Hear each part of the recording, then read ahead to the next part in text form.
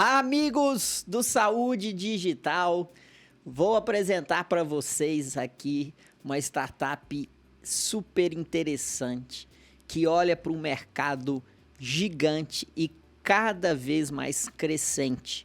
O mercado da economia prateada, que é um nome bonito de se falar, mas as pessoas vão ficando velhas, as famílias são pequenas e cada vez mais as pessoas idosas precisam de cuidadores. E eu vou apresentar para vocês a Nono. A Nono, ela faz uma intermediação entre o cuidador e a família que precisa do cuidador, garantindo todo o retrospecto, todo o track record desse cuidador. E eu estou tendo o prazer de receber aqui meu amigo Matheus Alban. Conhecemos lá do ecossistema de Florianópolis, né? Te contando aqui que a SD Conecta agora também está na CAT em Florianópolis. Você é um dos grandes amigos que eu tenho lá desse ecossistema, e não é à toa que eu quis também estar nesse ecossistema de Florianópolis, porque de lá saem empresas riquíssimas. A CAT faz um trabalho fenomenal, depois a gente pode até falar sobre isso. Com certeza. Mas satisfação, prazer, a gente já está planejando aí há um tempo e tá dando certo agora da gente gravar esse podcast. Seja bem-vindo. Primeiro, antes de falar da Nono, conta do seu background, que é interessante. Tá certo. Bom, primeiro, Dr. Lorenzo, super obrigado pelo convite, a oportunidade de estar aqui hoje gravando. Tem realmente mais de ano, acho que a gente fala desse momento acontecer e graças a Deus deu certo para a gente se encontrar hoje aqui e contar um pouquinho dessa história. Mas, bom, contando um pouco sobre o nosso histórico, sobre o meu histórico também, e é inevitável para eu falar disso, falar do histórico da família. Nós somos naturais lá, na verdade, do interior do Rio Grande do Sul, da Serra Gaúcha. Isso tem, inclusive, muito a ver com as nossas origens aí italianas. Nono vem disso também, já vou chegar nesse ponto. Mas minha família tem um histórico empreendedor de muito tempo. Tanto por parte de pai quanto por parte de mãe, eu tenho referências, exemplos que eu carrego comigo dos meus avós, que tanto o meu avô, vindo lá do interior do Rio Grande do Sul, empreendeu e construiu uma grande empresa, tanto quanto a minha avó, por parte de mãe também, que saiu lá do interior do Ceará, então do outro ponto do país, e também construiu a vida dela no Sul, e uma história bastante bonita aí de empreendedorismo também, da questão do lado feminino, algo que a gente carrega muito com a gente. Mas, bom, inspirado sempre por esses antepassados, né, pelo nosso histórico, também dos meus pais e irmãos, eu segui para o caminho da administração empresarial, então a minha formação é como administrador. Então, concluí também a formação em gestão de tecnologia, pela FIAP aqui de São Paulo, inclusive, e isso deu início, claro, a essa trajetória empreendedora. Massa, muito legal. Com esse DNA empreendedor, né, a sua família paterna, eu acho que veio de uma grande empresa, que chegou a ser um dos maiores produtores de cadernos do mundo, né? Credeal. Uhum.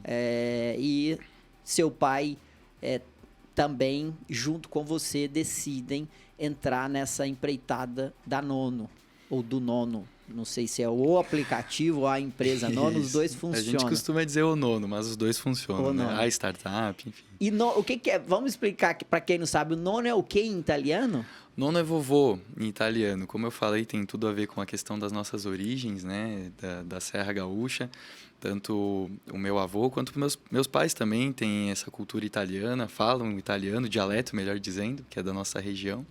Então, Nono surgiu como algo muito natural relacionado aí com o nosso negócio, né? Muito um nome carinhoso, por assim dizer, né? Perfeito. E aí vocês fazem essa intermediação entre o cuidador, aquele que presta o serviço, e a família que precisa do cuidado para idosos. Perfeito.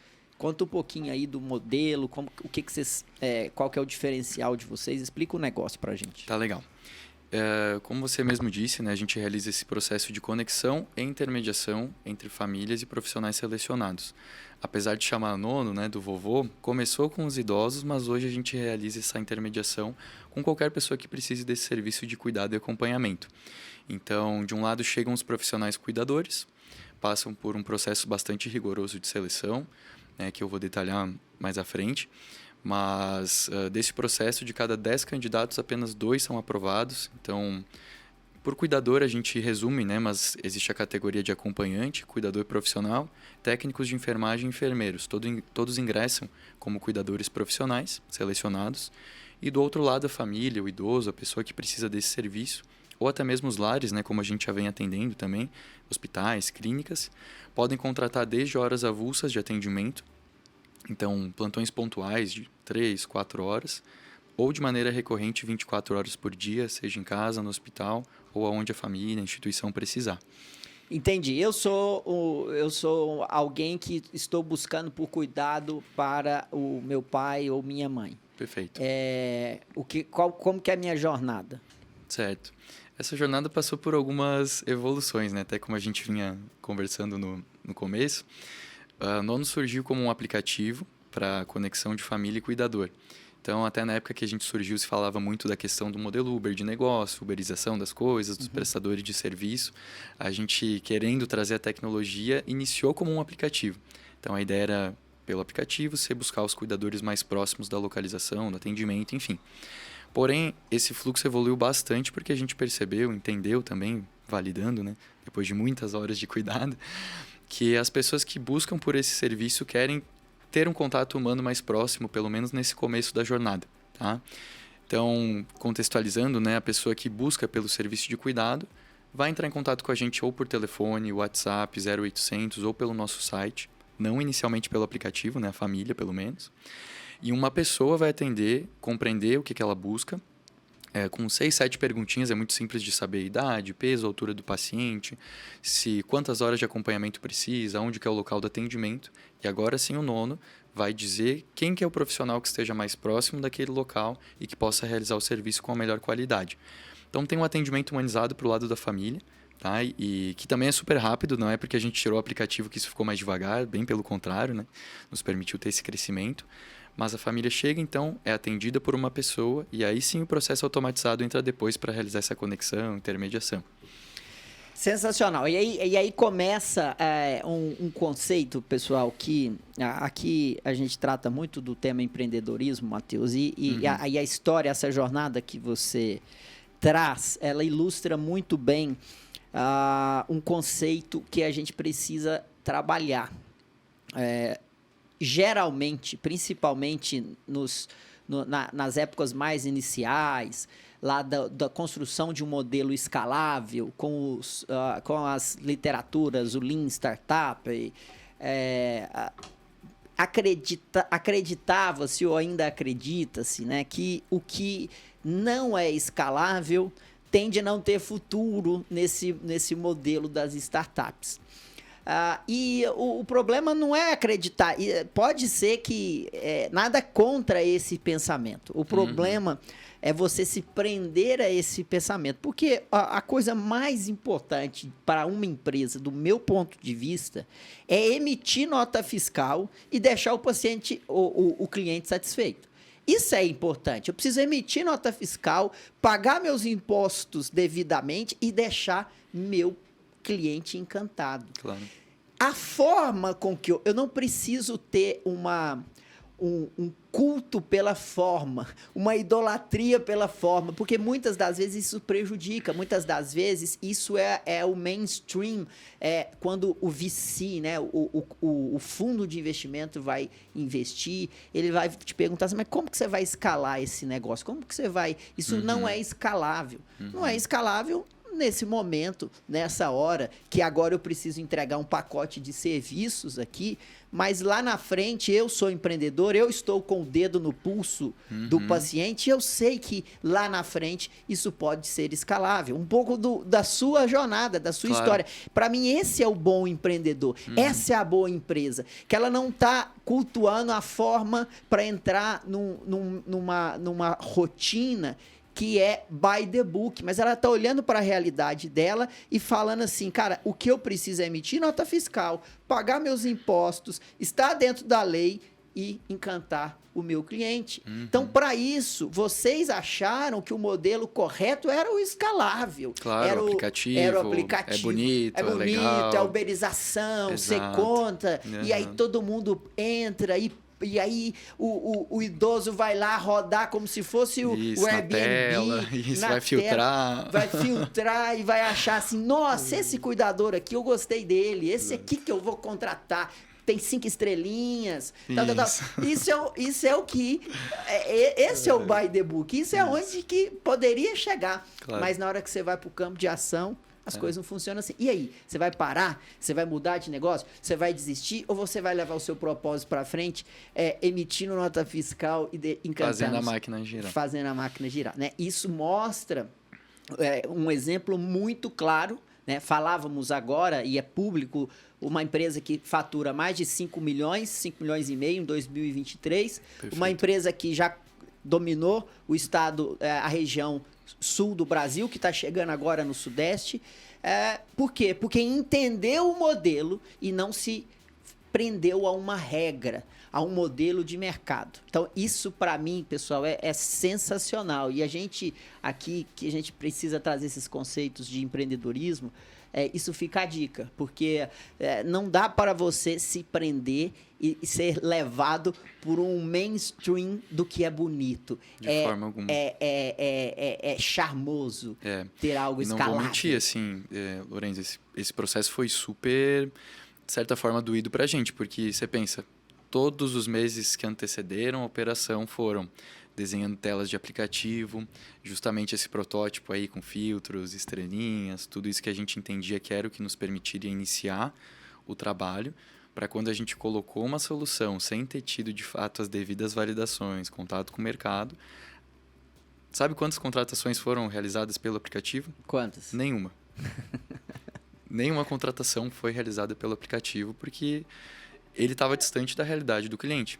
Tá? E digo mais, se a gente tivesse prendido a esse modelo, só porque, claro, era uma época difícil nossa, a gente ainda investiu para tecnologia, desenvolvimento, se a gente tivesse prendido ao conceito do app, dificilmente a gente teria começado a operar. Não estou dizendo que é impossível, tá? Até hoje a gente volta, inclusive, a falar de aplicativo e tudo mais, mas para outras funcionalidades de apoio, né? Mas se tivesse se prendido a esse modelo, dificilmente a gente teria chegado onde está hoje, operando com diversas famílias, clientes atendidos e sendo a maior plataforma já da região sul. Não tenho dúvida que ter desapegado foi o que nos permitiu. Exatamente. Esse é o bom empreendedor. É aquele que resolve o problema com as ferramentas que ele tem. Exatamente. Foi lá e olha que interessante. Eu creio que um dia, talvez não sei estimar o prazo, o tempo, mas quando a geração de nativos digitais precisarem contratar cuidadores para seus pais, talvez a gente vai ter o modelo do Airbnb. Talvez a gente vai ter o modelo da uberização, porque o pessoal nativo digital ele já vai estar acostumado a isso. Claro. E aí vocês podem fazer sentido naquele... Mas até chegar lá, por que não customizar, né? O que vocês fazem é uma plataforma que entrega um serviço de concierge.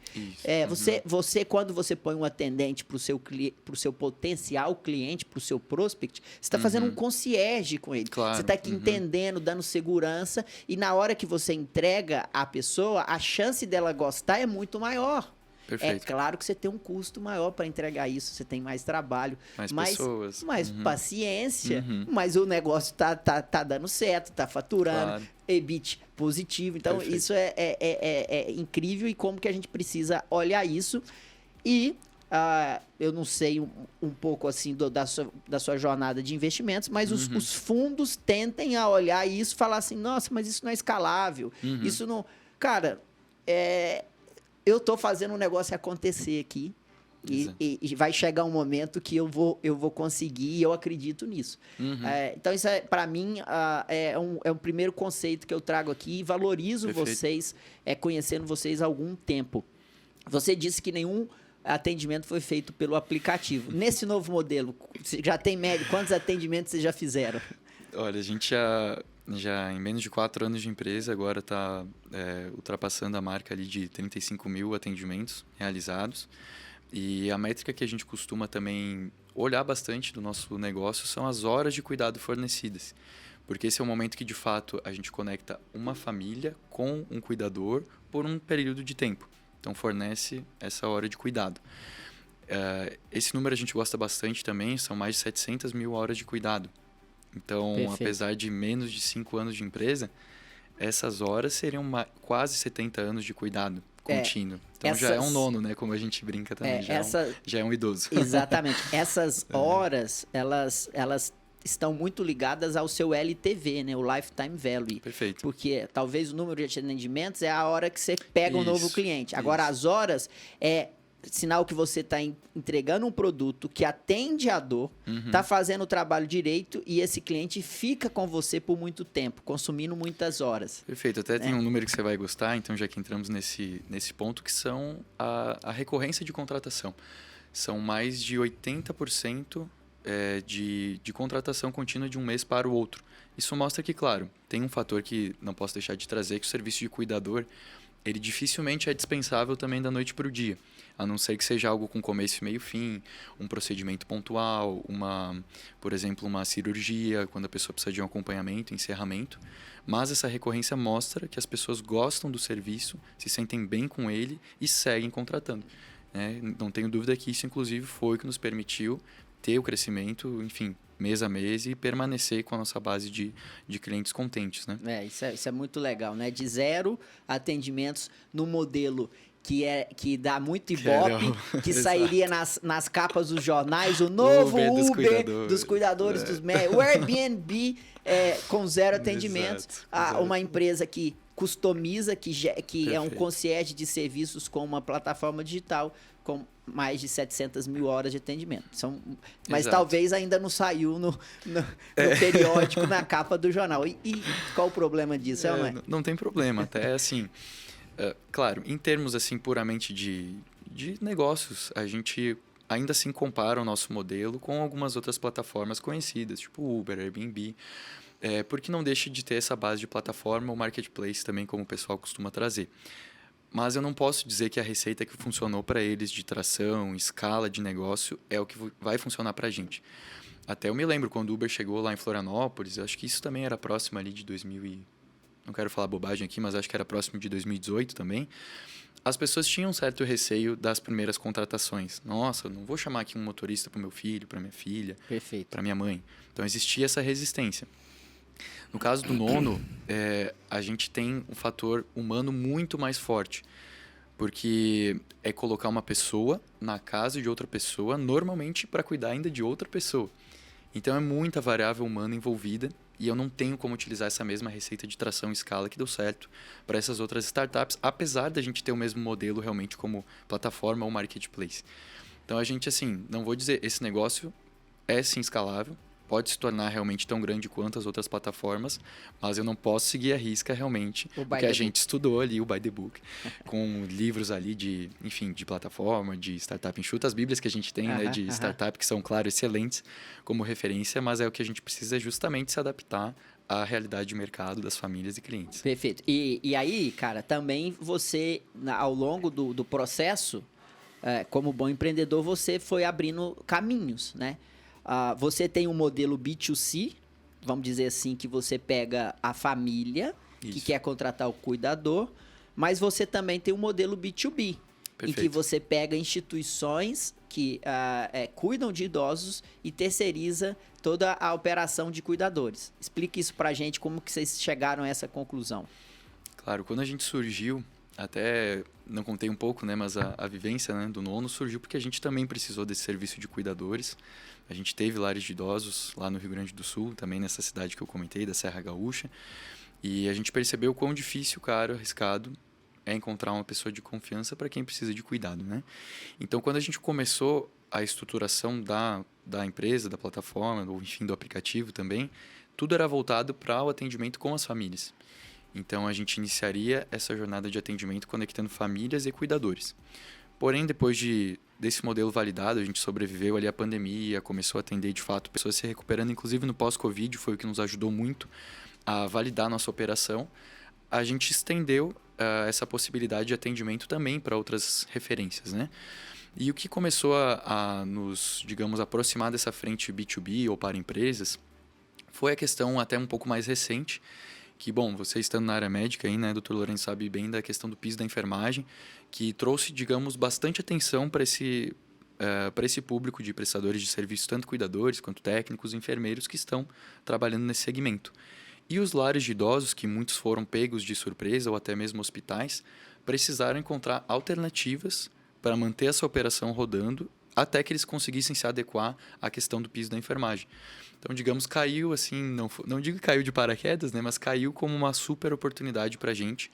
Os lares começaram a nos procurar, as instituições LPIs, como a gente diz hoje, né, os institutos de longa permanência de idosos, passaram a procurar alternativas de terceirização do quadro de pessoal, ou mesmo até cuidadores para cobrir faltas, furos, escalas, e isso consolidou também essa frente B2B, que hoje acaba sendo, inclusive, uma das nossas principais fontes de receita, né? Então, foi uma frente que a gente decidiu investir bastante nesse processo. Hoje está meio a meio? Como que é o percentual? Mais ou menos. Não está meio a meio ainda, tá? A frente B2C ainda é o que realmente está, digamos, representando a maior parte aí do nosso faturamento e receita. Porém, o B2B ele é mais recente e já tem uma representatividade muito grande com um número menor de clientes. Então, não tenho dúvida que a projeção é que ainda ao longo desse ano já ou se iguale ou até mesmo ultrapasse a questão do B2C. E esse ponto, como que vocês enxergam esse ponto da relação trabalhista? Porque o que você está dizendo é que o B2B, depois da nova lei, teve mais dificuldade. E como que vocês mitigam esse risco, vocês contratando esses profissionais Claro. por PJ ou por serviços?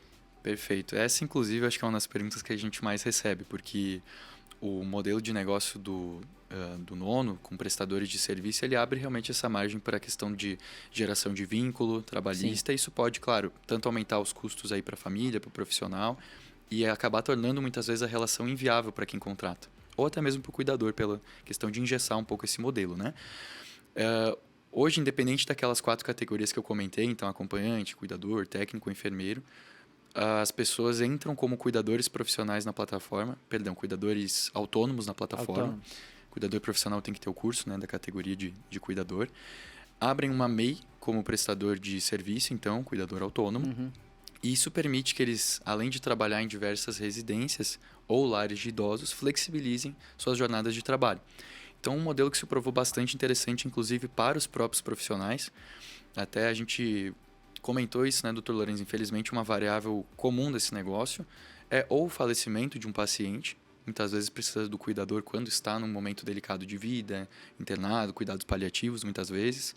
Ou no momento de alta, quando o paciente tem uma questão pontual, o cuidador possivelmente ficaria sem oportunidade de trabalho. E o cuidador por conta própria, muitas vezes é difícil de se recolocar no mercado de trabalho. É um serviço que é super por indicação, né? Não sei se você já precisou disso na família, para alguém próximo, mas a gente sabe, a primeira coisa é sempre um familiar se disponibiliza ou procura indicação com alguém. Então, a possibilidade do cuidador ter uma empresa que investe em mídia, que se posiciona já como a maior do sul do Brasil, ter, digamos, esse selo de certificado pela plataforma, permite a ele muito mais rapidamente ser recolocado também no mercado de trabalho, né? Perfeito. E aí você muito bem explicado, mas fazendo um gancho aqui, você falou, investe em mídia, né? E você, a Nono fez um interessante modelo de negócio que também tem sido cada vez mais usado, que é o Media for Equity. Perfeito. Então, explica o Media for Equity, é quando você traz um sócio, né, um investidor, que ele vai pegar ações da sua empresa, em troca ele vai te oferecer mídia. Isso. Né? Então esse é o modelo, queria que você contasse um pouquinho pra gente como que vocês costuraram isso aí. Perfeito. Esse modelo ele é até um pouco mais recente mesmo no Brasil, um formato de investimento que já se consolidou um pouco mais fortemente na Europa, principalmente. Mas, como você já disse, traduzindo até, né, é mídia em troca de participação da empresa. Então, para a gente que começou com o B2C e que é um serviço super voltado para confiança, fez bastante sentido a gente receber um aporte para divulgar, mostrar que por trás de tecnologia, aplicativo, enfim, da nossa operação, existe esse lado humano.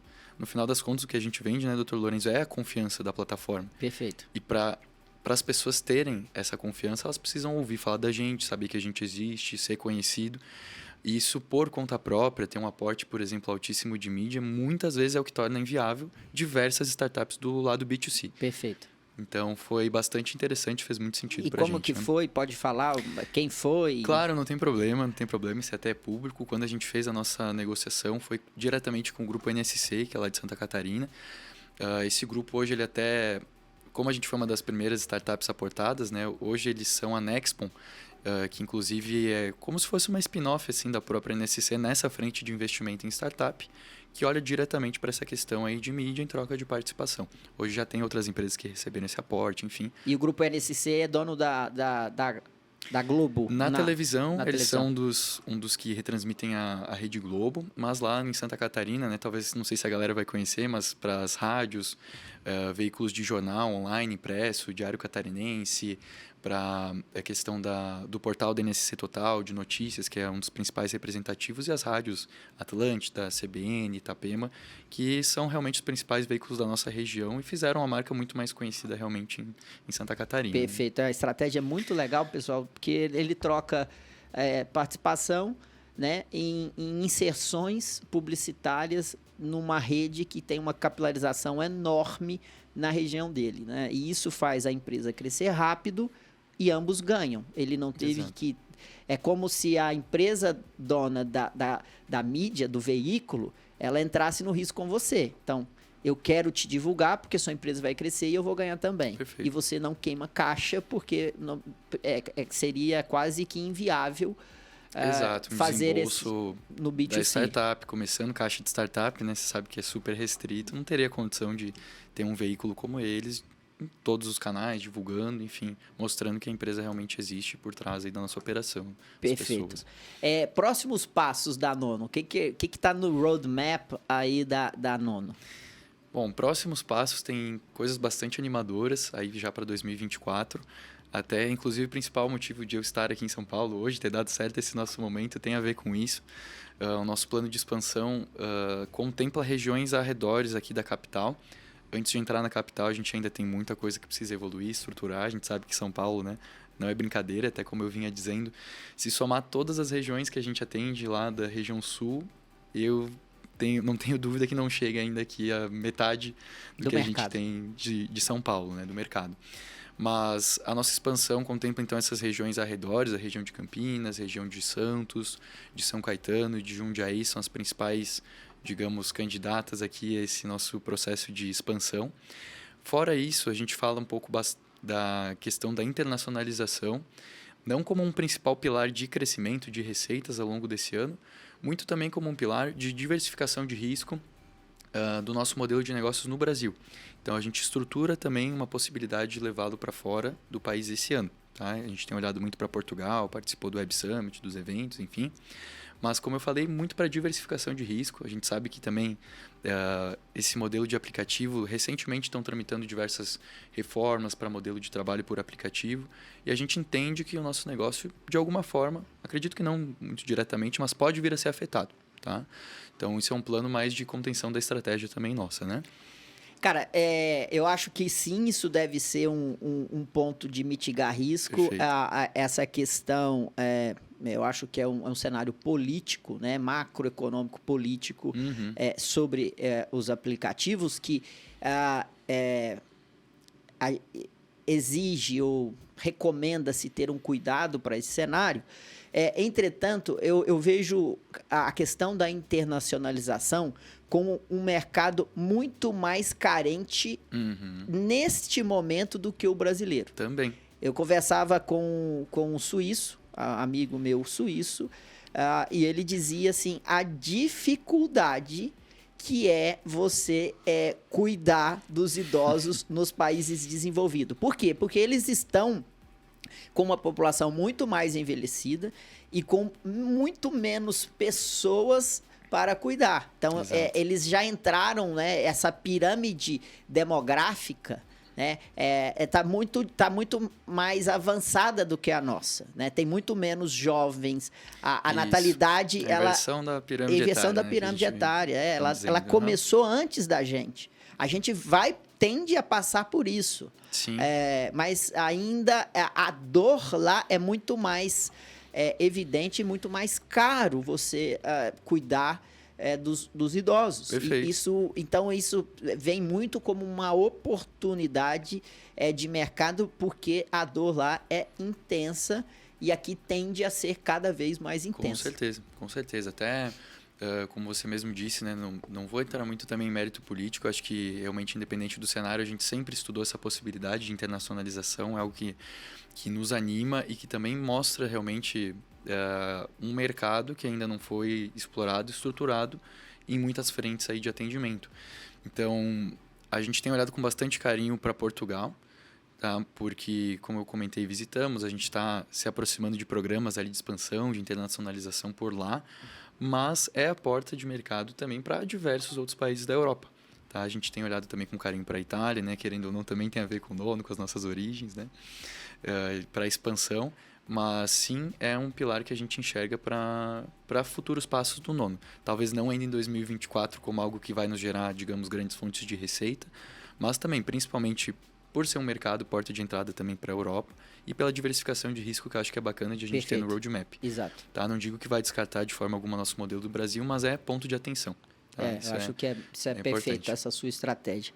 Queria que você contasse um pouquinho da CAT. A CAT, falamos disso no primeiro momento, né? Eu tenho participado há pelo menos uns 4 anos do ecossistema de Florianópolis e vejo assim a pujança desse ecossistema. E recentemente a gente tomou a decisão de abrir uma filial em Florianópolis da SD Conecta. Estaremos perto lá. Tenho ido a cada 2 meses para Florianópolis.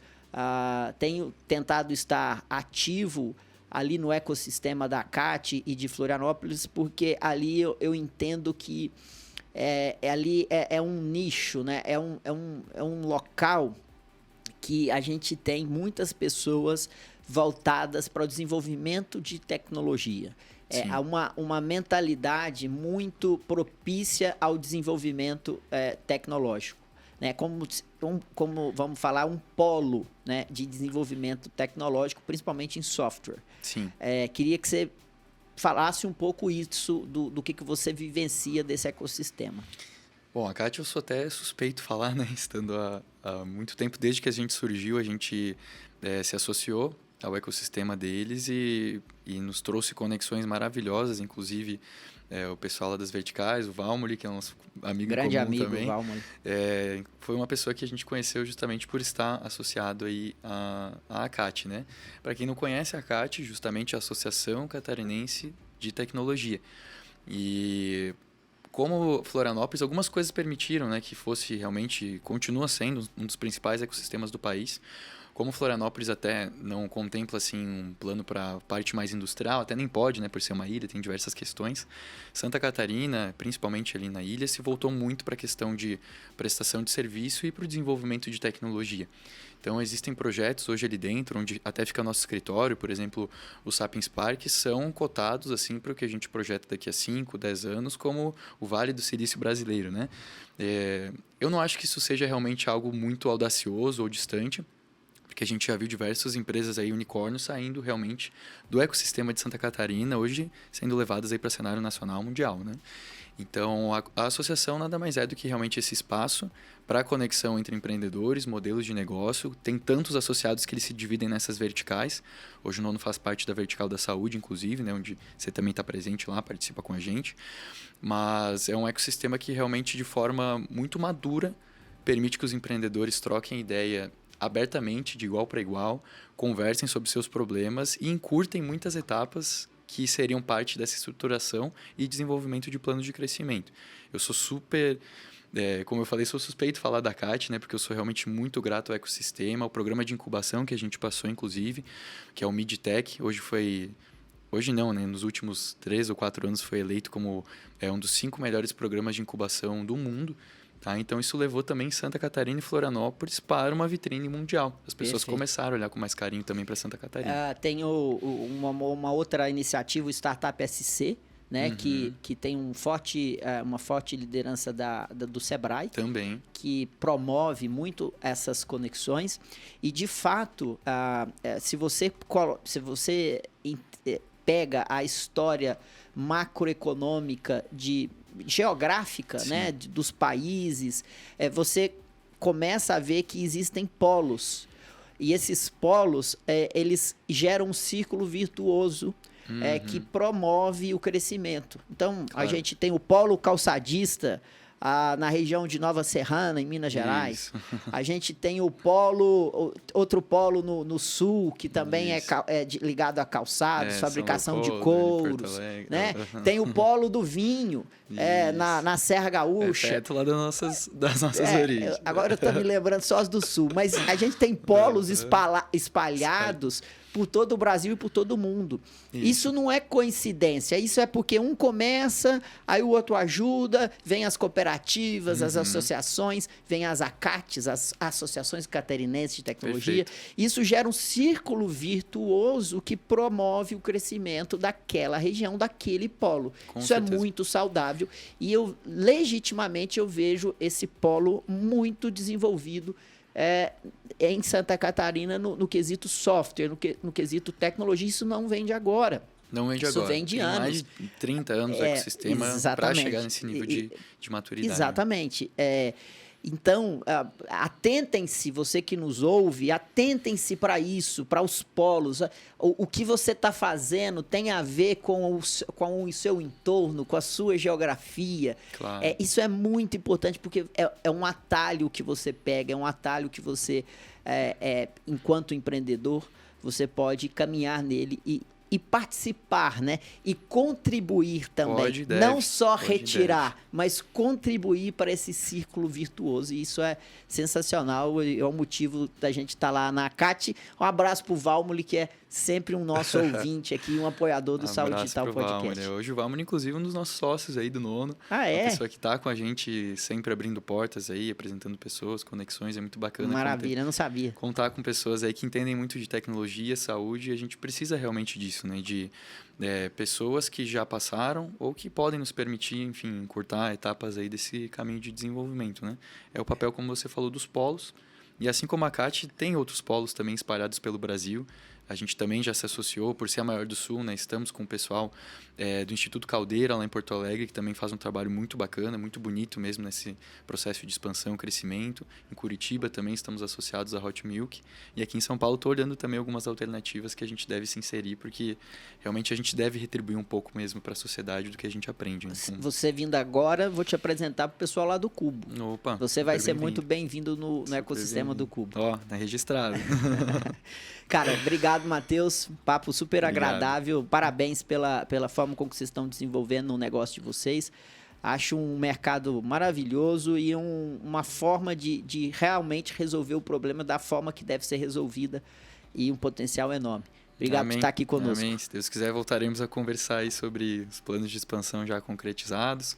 Quero agradecer muito aqui a oportunidade de estar contigo hoje, de contar um pouquinho da nossa história, dessa jornada empreendedora, que a gente não cansa de falar, é incrível isso.